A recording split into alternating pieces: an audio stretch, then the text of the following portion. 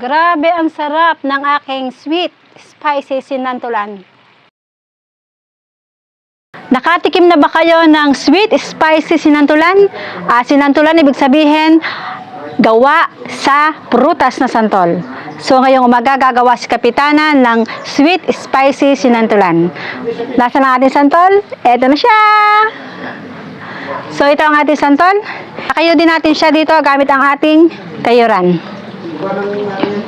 Pero kung bago ka pa lang dito sa aking vlog, ako nga pala si Kapitana, ang Kapitana ng Lipa na hindi namimigay ng ayuda. Tara, samahan niyo akong gumawa ng sweet spicy sinantulan. Para simulan ang ating sweet spicy sinantulan, meron dito tayong tubig. Papatak natin dito ang ating kinayod na santol para alis yung kanyang dagta and lalagyan natin siya ng asin. Dakutin na lang natin. So yan. Yan ang first step sa paggagawa ng sweet spicy sinantulan. And then, magbabak lang tayo ng santol. Mahirap ang paggagawa ng ganitong pang-ulam kasi ang sarap nitong pang-ulam. Pero, ang sarap-sarap naman kapag ka nagawa. Ayan. Ganda siya. Nakakaasim. And then, naalisin natin tong buto. Kasi hindi natin siya kailangan. Ang kailangan lang natin dito ay ang balat. Ako'y naghugas ng aking kamay. Kaya, huwag yung sasabihin mo dumi ang kamay. And then, ito, kakayod din natin siya dito. Para lang tayo nagkakayod ng niyog.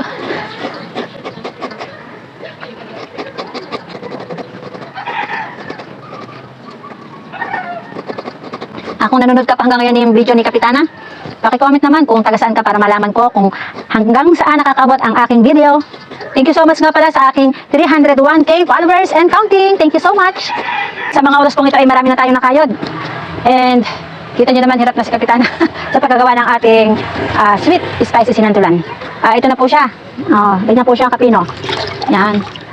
Ito na ang ating nakayod na santol. Yan.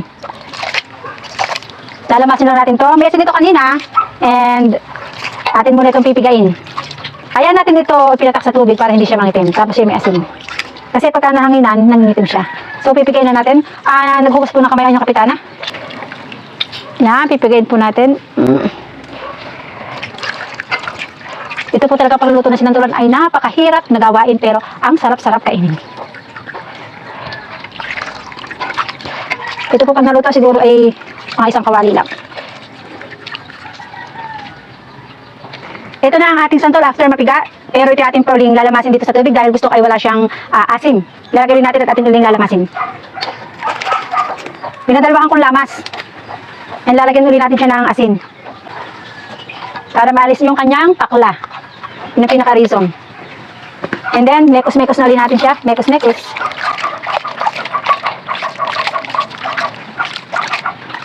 Pero ang ginagawa ng iba ay parang isa lang piga. Ginagawa kong dalawa para siya ay siguradong walang pakla. Ganito lang paggagawa yan. Atin uling back to first step na atin siyang pipigain. Ang hirap lang kasi ng piga.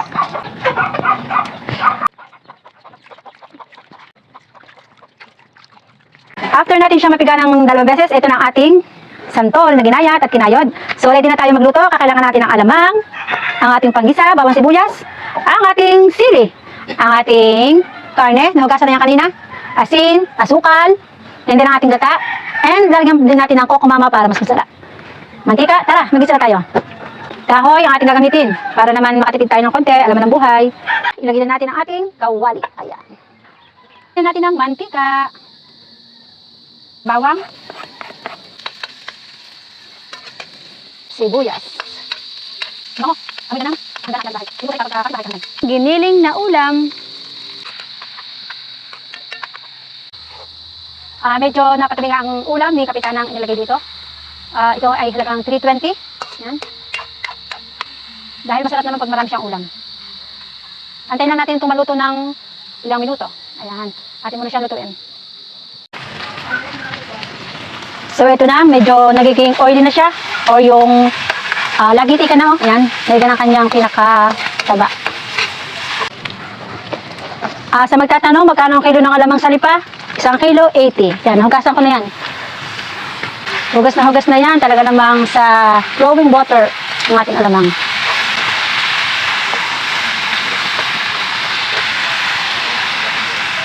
Ang bango niya. Ang sarap magluto pagka ganitong nasa tungko o sa kalan. After na ating alamang, ilagay na natin ang ating inayod na santol. Ayan. So, haluin lang natin.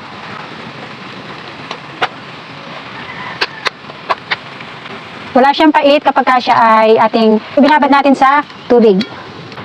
Yun ang isang tip sa pagluluto ng sinantulan, mga mami. Dapat kapag kinakain natin, ay ipapatak natin siya sa may tubig na may asin. Isunod na natin ang ating gata. Hindi na tayo nakapagkain ng niyog. Bumili na lang tayo dyan sa labasan. 100 pesos. Okay na siguro to. Kung kukulangin naman, meron tayong Coco Mama. Ayan.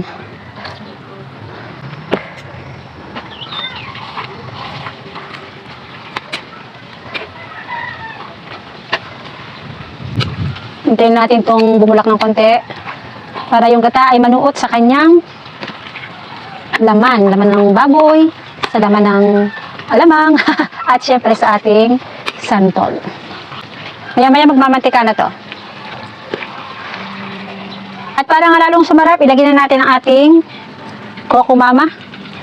Kasi parang kulang siya sa gata. Hayaan na natin siyang bumulak.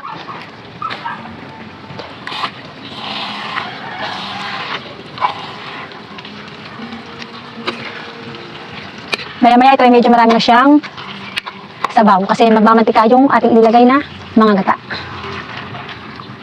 Hindi natin nakikita dyan kung alin dyan ang ulam, kung alin ang alamang, alin ang santol kasi parang sama-sama na sila. Ayan. Ang bango-bango. Lagyan natin siya ng mga pampalasa. Lagyan natin ng asukal. Kung ilang tasa ay tansyameter na lang, pero kukulangan pa to. Lahat ko ng aking nasalagayan. Lagyan din natin siya ng konting asin, pampabalanse ng ating lasa. Yan.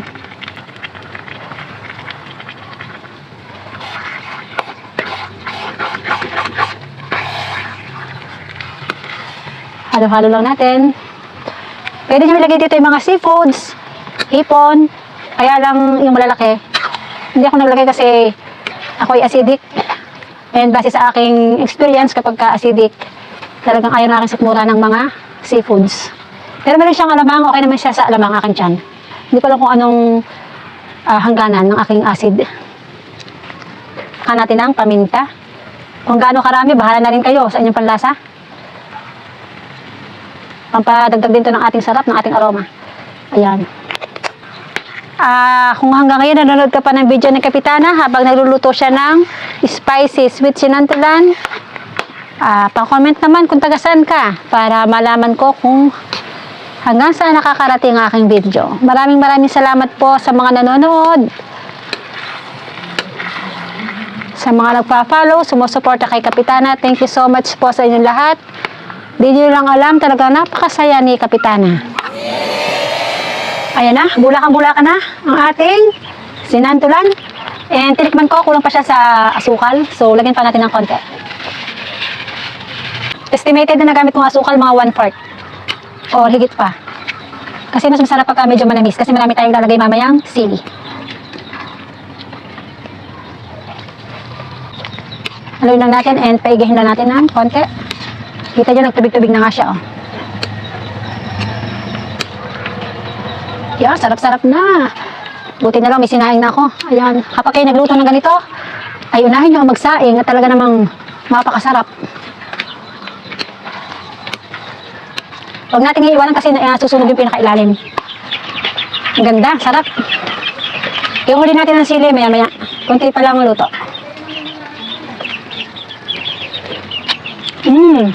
Sarap. Sarap na. Ramdam nyo ba? Ang sarap. Okay na yung kanyang pinakatamis. Kung maraming santol sa inyo, maraming laglag. Dahil tag-santol ngayon, huwag yung baliwalain na samantalahin na magluto din ng ganito. Dati yung mga anak ko hindi nakakain ito, pero nung matikman nila, ayun nga, sabi nga ng aking anak na si Sir, magdadala siya sa school. Talaga naman. Ang bango. Pwede nyo din itong negosyo, kaya lamang kahirap na trabaho. Ang iba negosyo nga to. Ang hirap lang. Tapos kapag ganito, 20 pesos, o diba? Kikita na kayo.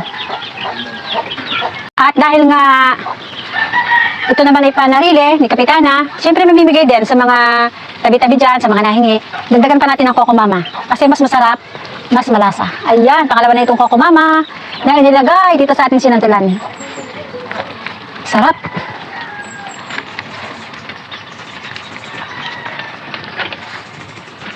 Haluin natin pinakailalim, baka nasusunog na. Alaga lang po ng halo para hindi tayo iwan ng sinantulan. Oh.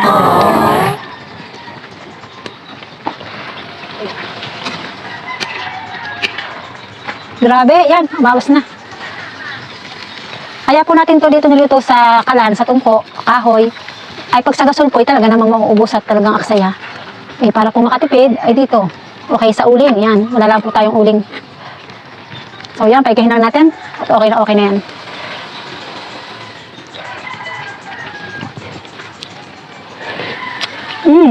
Sarap. Nandun ang asin, nandun ang lasa ng alamang, nandun din ang lasa ng ulam. Isa pa nga. Kukuha na lang ako ng kanin. Sarap. Ah, grabe sarap. Para yun ang mga napapanood natin sa TV Sarap, di ba? Sa palas na. Sarap talaga, sarap. Igagayin lang natin ng konti. Ayan na ang ating sinantulan, ang ating sweet spicy sinantulan. Malaki man ang ating nagastos dito, kahit ito yung isang kawali, super sarap naman. Ilalagay na natin ang ating sile. Optional lang po ito para sa mga bata makakain, pero ito naman po yung masarap. Yan, lagay po natin ang ating sile. Oh!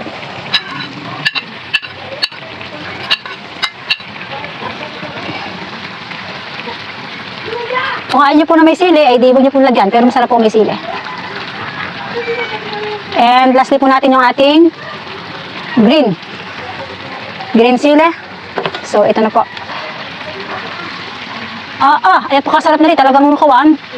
Makakahanap po kayo ng bahaw kung wala pa kayo sinaing. Ayan. So, ibabaw na muna. At para hindi masyado manghang ilalim gawa ng mga bata. Ganun lang kadali. Kahirap po pala magawa ng spicy sweet sinantulan. Sana po ay kayo may natutunan. And hanggang dito na lang po ang aking video. Ilalagay ko po sa comment section kung anong aking mga ginawa at mga kinailangan, binili para makasubok din kayo ng spicy sweet sinantulan. Maraming salamat po sa inyong panonood. Ayan na po ang ating final product. Thank you so much po.